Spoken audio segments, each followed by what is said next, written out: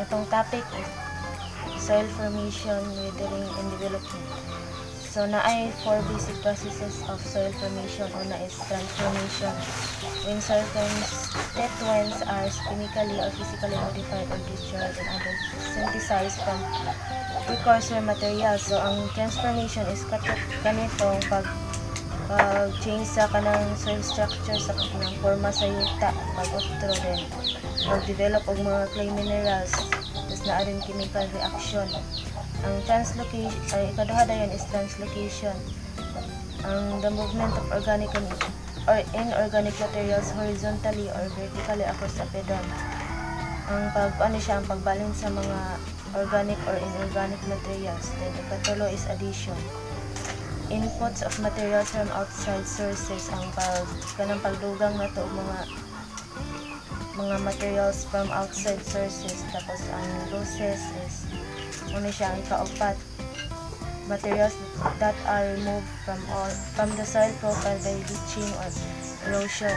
Ang kaning losses is kanang mga wala bitaw ang mga soil profile kay kanang sa mga banlas o kanang pag-erosion sa yuta. Kanang mga wala ang mga organic matter or mga nutrients. Tapos dire mao na siya ang addition, transformation of or transfer or removal. Ang addition or transformation of kanang OM is organic material na mao na iyang color, mao nang dark siya. And then ang transformation of minerals or transfer of Fe humus soluble ions is mao ni dire kaning lighter ang color. Tapos accumulation of humus Fe soluble ions is kanang darker gyapon siya. And then removal of soluble ions, ganing nawala iyang mga soluble ions kasi nga na iyang color, lighter iyang color. Tapos natay soil profile, mo ni siya ang forma sa atong yuta.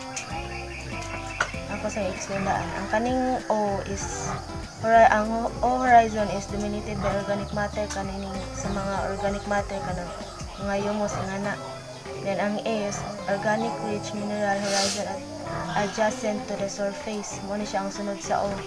Then ang A mineral horizon of maximum elevation, sunod na siya sa A kay sunod na siya dayon. B dayon is mineral horizon of maximum elevation and formed beneath an OA or A horizon. Ang C is weathered parent material. Ang R is underlying consolidated bedrock. So mao ni siya ang O horizon, mao na siyang kanang pinakawagid sa yuta. Nadira ang mga left layer, mga fermentation layer or humus layer. Kanang ang sa O horizon is naadira ang kanang mga dahon ng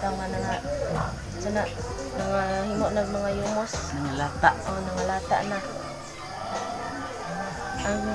Tapos ang topsoil, mo ni sila ang tulo kaning O horizon, A horizon ang E horizon kaning zone of elevation. Kani sila. Tapos ang subsoil is ang B horizon, zone of elevation.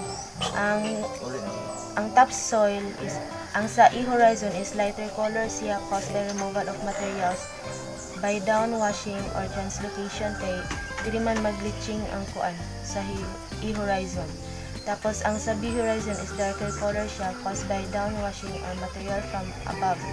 Darker color siya ang sa B horizon kay ang mga kuan, ang material sa E horizon napadulungan sa iya sa leaching. Tapos ang C horizon is weathered bedrock.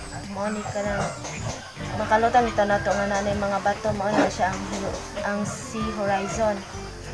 Mao na siya po ang parent material. Tapos ang R or D horizon is parent material bedrock. Mao na solid bedrock na gina siya katong bato na siya. Tapos sa O to B horizon, mao na sila ang solemn or true soil.